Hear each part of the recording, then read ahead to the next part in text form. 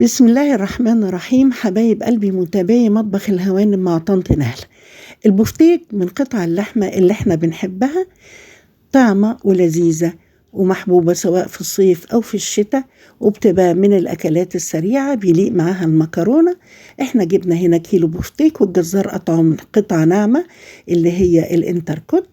بعد ما بنجيبه وهو بيرقه، لا احنا لازم نرقه اكتر في البيت بالشاكوش او بكوبايه الومنيوم او كوبايه ستانلس، وفي شق بنعمله في الجنب لما بيكون في حرف زي كده. الحرف ده مش جلد ولا شغل، ده دهون، وبصراحه بيديله طعم حلو في القلي. بعد ما وضبناه كده بنحط له التتبيله بتاعته، عبارة عن بصلاية، نص كوباية حليب، شوية مية صغيرين، ربع كوباية كده ملح وفلفل اسود، وفي بهارات انا عاملاها بتخلي اللحوم حلوة، شوية كبابة صيني على شوية قرنفل على بسيط جدا من جوز الطيب. بنضرب ده في الخلاط، وبعدين بنتبل بيه البفتيك بتاعنا كويس قوي، وبعدين بنحطه في التلاجة لمدة ما تقلش عن ساعة. اللحوم بتحب البرودة.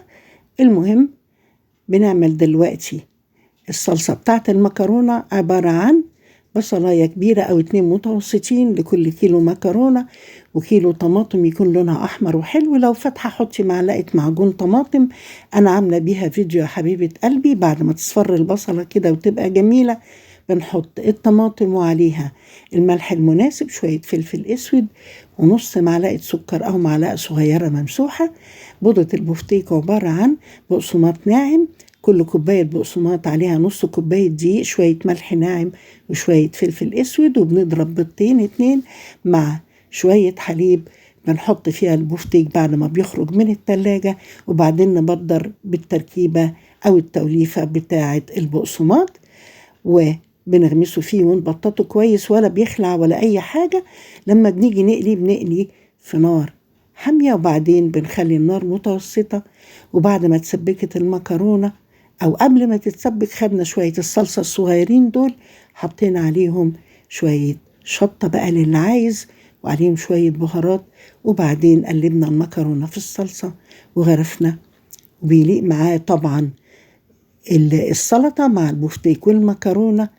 بألف هنا وشفا. شير ولايك، يا ريت تشتركوا في القناة وقولوا لي بتكلموني من أي بلد يا حبايب قلبي. البفتيك زي الزبدة بيتقطع جميل قوي قوي. وآذي المكرونة سخنة يا حبايبي، طبعا ما بتتاكلش إلا سخنة هي والمحشي. والتوليفة العجيبة دي بنحطها على المكرونة. طبعا بنبدأ بالسلطة، ناكل حتة بفتيك حلوة، وبعدين ناكل المكرونة الجميلة. جربوا طريقتي في البفتيك هتعجبكم، وبألف هنا وشفا يا حبايب قلبي.